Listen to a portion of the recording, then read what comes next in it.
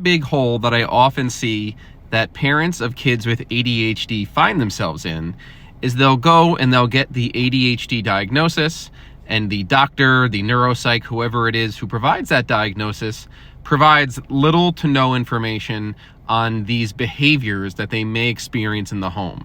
Little to no conversation about ADHD really being about self-regulation and an inability to manage their emotions, their language, their body, their behavior, especially in the unstructured environment of the home.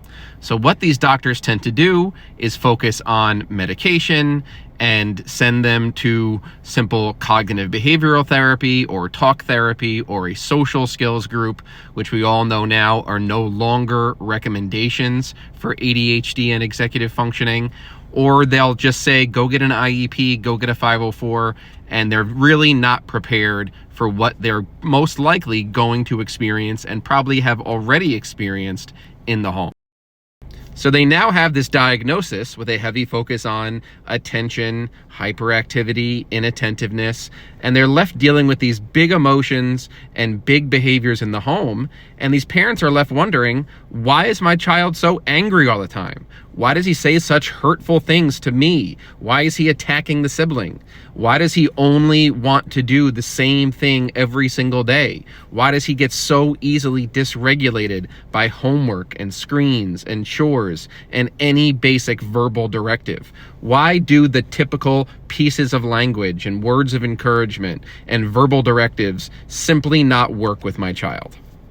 So because the initial recommendation was that this disorder could be dealt with a basic IEP 504 talk therapy, this parent was never trained on how to deal with the behaviors in the home.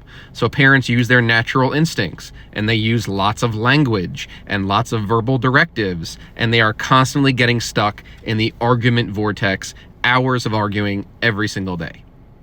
And what ends up happening over time is this parent's voice ends up losing its effectiveness. This parent will end up doing so many empty threats. If you don't do this, then this is going to happen. You need to do this or you're going to lose this. Just constant threats, constant back and forth, constant language. And the kids start to recognize, I can be at my worst towards my parents. They're going to make empty threats and nothing ever gets taken away. I can do whatever I want and my parents will always provide for me and I have full control over them.